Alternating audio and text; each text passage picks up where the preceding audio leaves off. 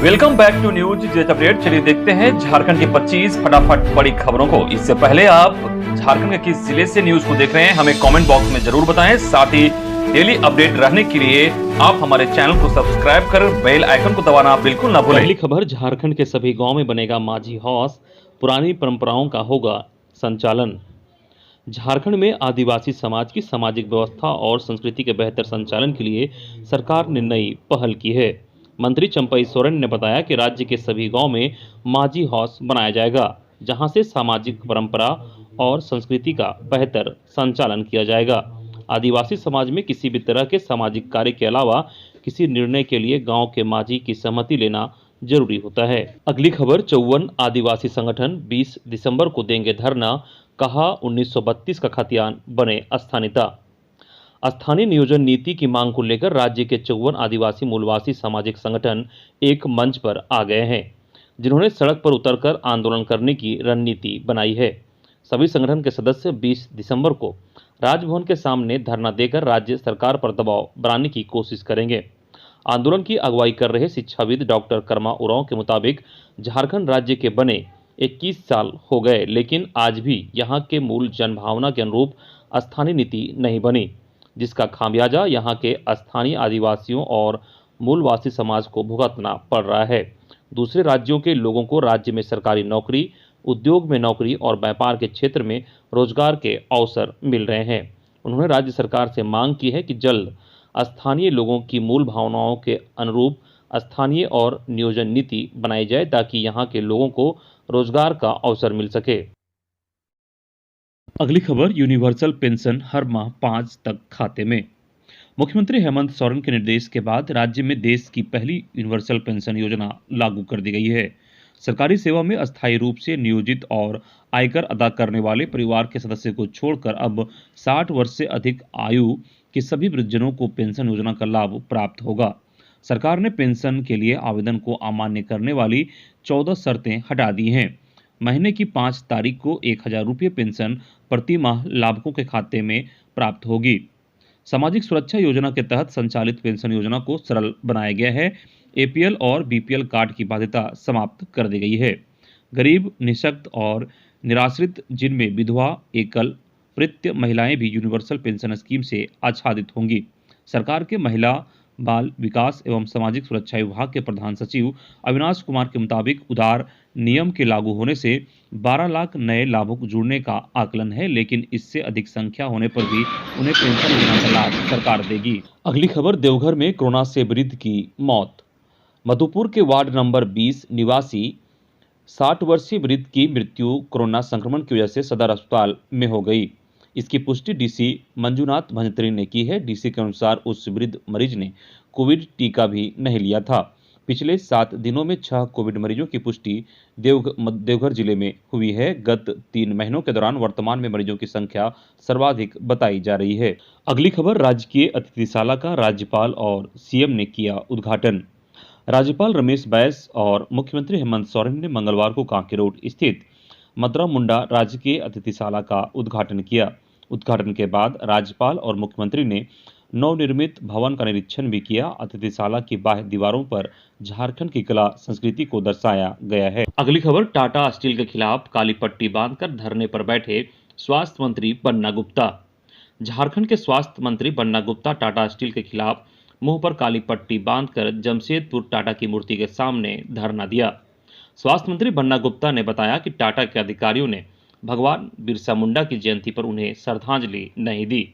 टाटा के अधिकारी जमशेद जी टाटा के विचारों और उनके सपनों को तोड़ने का काम कर रहे हैं। अगली खबर, झारखंड की जल कर नीति का विरोध, रांची नगर निगम के सामने मेयर, डिप्टी मेयर और पार्षदों का धरना। झारखंड की जल कर नीति का विरोध शुरू हो गया है। रांची नगर निगम के मेयर, डिप्टी मेयर और पार्षद इसके विरोध में उतर आए हैं। मंगलवार को रांची नगर निगम कार्यालय के सामने झारखंड की नई जलकर नीति के विरोध में मेयर, डिप्टी मेयर और 53 वार्डों के पार्षदों ने धरना दिया। इस दौरान उप महापौर संजीव विजयवर्गीय ने झारखंड सरकार पर आरोप लगाया कि राज्य सरकार जनता के हितों की अनदेखी कर नई जलकर नीति ले आई है। वहीं बुधवार को झारखंड राजभवन के सामने जलकर वृद्धि के खिलाफ रांची महापौर, उप महापौर और वार्ड सदस्य धरना देंगे। अगली खबर 29 दिसंबर के बाद किसी भी दिन पंचायत चुनाव की घोषणा हो सकती है। झारखंड में पंचायत चुनाव जनवरी-फरवरी 2022 में ही होने की संभावना है। इस वर्ष नवंबर-दिसंबर तक राज्य सरकार पंचायत चुनाव के लिए जमीन तैयार करेगी। इसकी तैयारी शुरू कर दी गई है। आपके अधिकार, आपकी सरकार, आपके द्वार कार्यक्रम के माध्यम से राज्य सरकार सभी जिला, प्रखंड, नगर निकाय समेत 4,351 पंचायतों के लोगों के घर-घर तक पहुंचेगी। इस दौरान पंचायतों में कैंप लगाकर लोक कल्याणकारी योजनाओं से जरूरतमंद लोगों को लाभान्वित किया जाएगा। माना जा रहा है कि 28 दिसंबर को इस कार्यक्रम के खत्म होने और 29 दिसंबर को राज्य सरकार के 2 वर्ष पूरे होने के उपलक्ष्य में आयोजित समारोह के बाद किसी भी दिन पंचायत चुनाव की घोषणा की जा सकेगी। वहीं अब नई मतदाता सूची के आधार पर राज्य में हो सकेगा पंचायत चुनाव। जनवरी-फरवरी 2022 में पंचायत चुनाव होने पर नई मतदाता सूची के अनुसार चुनाव हो सकेंगे। जनवरी के पहले सप्ताह में नई मतदाता सूची का प्रकाशन होता है। अगर मतदाता सूची के प्रकाशन के पूर्व अधिसूचना जारी की जाती है तो चुनाव उस आधार पर होंगे, नहीं तो नई मतदाता सूची के आधार पर चुनाव आयोजित किए जाएंगे। नई मतदाता सूची के आधार पर चुनाव होने पर निर्वाचन विभाग का काम बढ़ जाएगा और फिर से मतदाताओं की सूची तैयार करनी होगी। वर्तमान में निर्धारित पंचायत चुनाव जनवरी 2021 की मतदाता सूची के आधार पर चुनाव होना था, लेकिन जनवरी 2022 नई मतदाता सूची आने पर उसी आधार पर चुनाव की तैयारी करनी होगी। सभी जगहों पर नई मतदाता सूची देनी होगी, जिसके आधार पर नया वोटर लिस्ट निकलेगा तभी चुनाव हो सकेगा। इसमें मतदान केंद्रों का भी गठन नए सिरे से करना होगा। अगली खबर, सरकार के आदेश से झारखंड में मचा हड़कंप, 4,163 घरों में एक साथ छापेमारी, 1,83,00,000 का जुर्माना। बिजली चोरी पकड़ने के लिए मंगलवार को राज्य में सुबह 6 बजे से शाम 5 बजे तक 4,163 स्थानों पर छापेमारी की गई। झारखंड बिजली वितरण निगम की एंटी पावर थेफ्ट टीम ने राज्य स्तरीय छापेमारी अभियान को अंजाम दिया। इस दौरान 1,122 परिसरों में बिजली चोरी पकड़ी गई। सभी मामलों में एफआईआर दर्ज कराई जा रही है। बिजली चोरी करने वालों पर 183.09 लाख रुपए जुर्माना लगाया गया।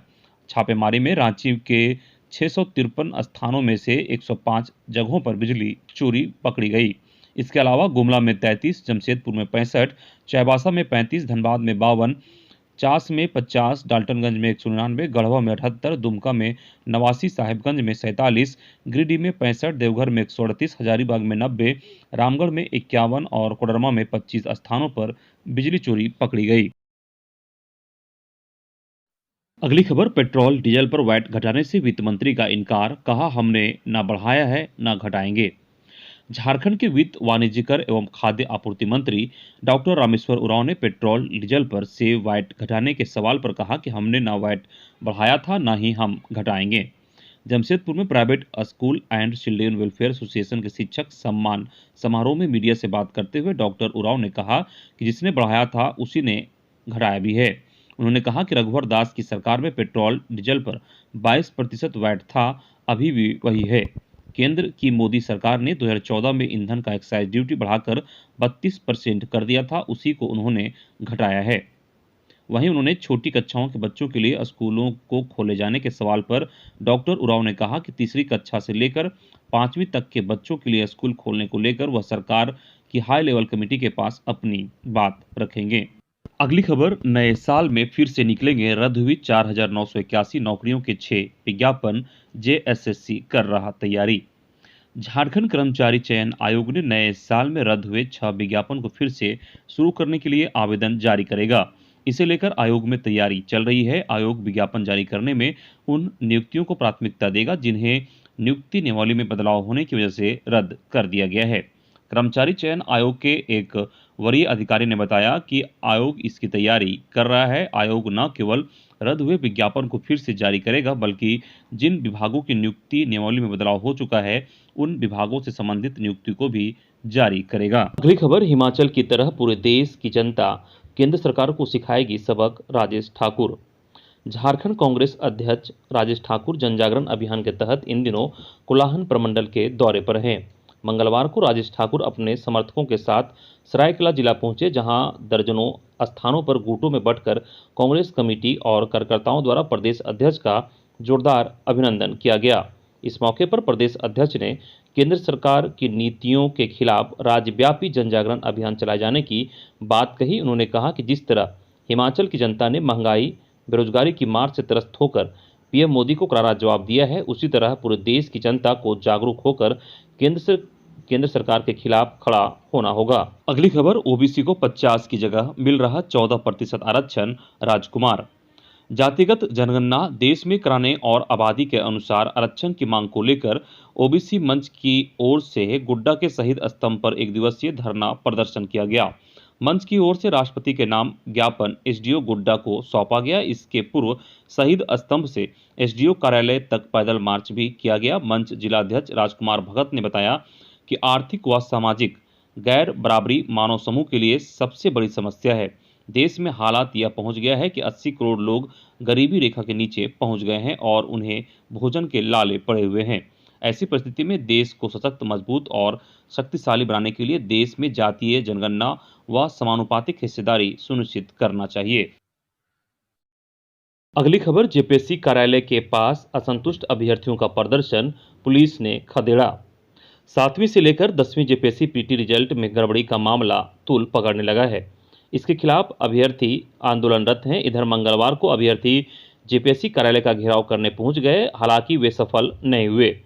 पुलिस प्रशासन ने जेपीएससी अभ्यर्थियों को वहां से खदेड़ दिया। इस दौरान पुलिस और अभ्यर्थियों के बीच नोकझोंक भी हुई। बता दें कि छठी जेपीएससी परीक्षा रद्द करने का मामला अभी ठंडा भी नहीं हुआ था कि पिछले दिनों जारी किए गए जेपीएससी पीटी रिजल्ट में युवाओं को भड़का दिया है। सितंबर में हुई 7वीं से 10वीं जेपीएससी पीटी पर अभ्यर्थी लगातार सवाल उठा रहे हैं। अभ्यर्थियों का कहना है कि जेपीएससी एग्जाम 2021 में व्यापक पैमाने पर गड़बड़ी हुई है। अगली खबर, जम्मू कश्मीर से झारखंड का आर्म्स कनेक्शन, सीआरपीएफ जवान ने वर्दी पर लगाया दाग, एटीएस ने दबोचा। झारखंड एटीएस की टीम ने जम्मू कश्मीर के पुलवामा में तैनात सीआरपीएफ जवान अविनाश कुमार को उसके दो साथी ऋषि कुमार और पंकज सिंह के साथ गिरफ्तार किया है। सीआरपीएफ जवान नक्सलियों और अपराधियों को आर्म्स और कारतूस सप्लाई किया करता था। झारखंड एटीएस की टीम ने गुप्त सूचना के आधार पर रांची से उसे गिरफ्तार किया है।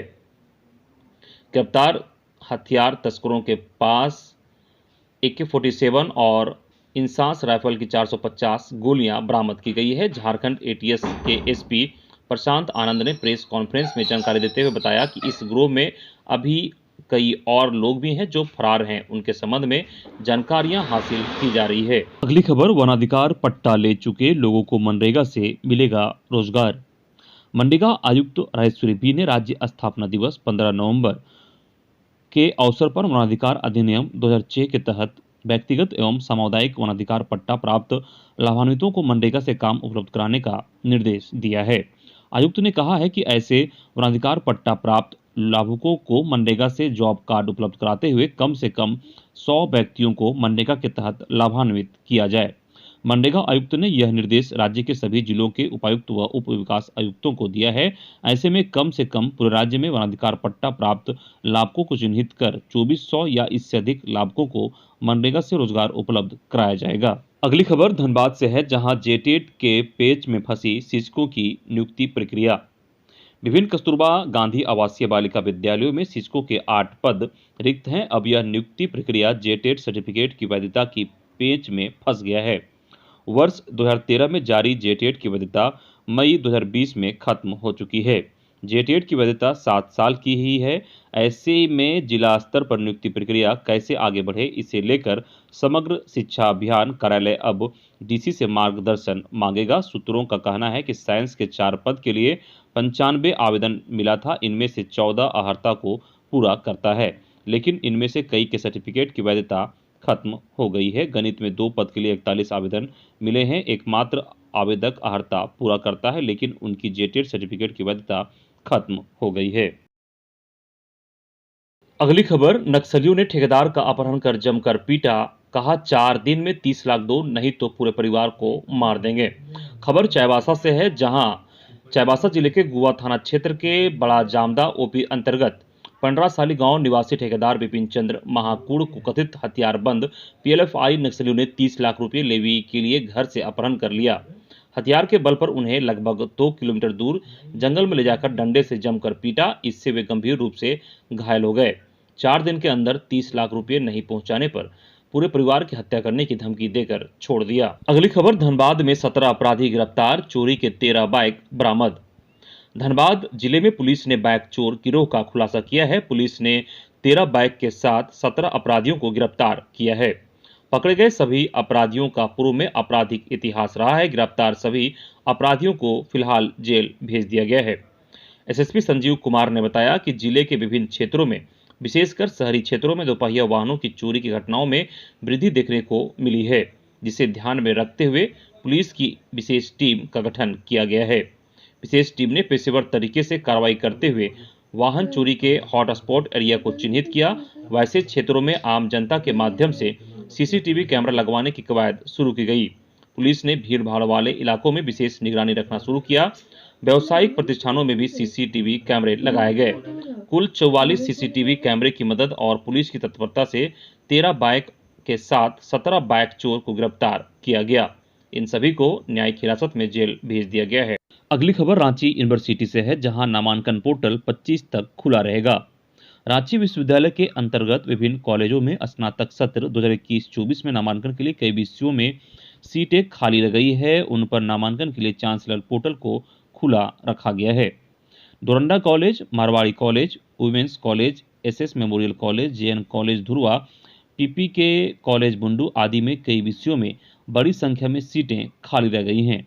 इसके लिए संबंधित कॉलेजों की ओर से विश्वविद्यालय प्रशासन से चांसलर पोर्टल को खुला रखने का आग्रह किया गया था, जिसके आधार पर नामांकन 30 नवंबर तक के लिए लिए जाएंगे। इधर कुलाहन विश्वविद्यालय में यूजी सेमेस्टर 6 के जनरल विषय का रिजल्ट जारी। कुलाहन विश्वविद्यालय के परीक्षा विभाग ने यूजी सेमेस्टर 6 के जनरल विषय का परिणाम जारी कर दिया है।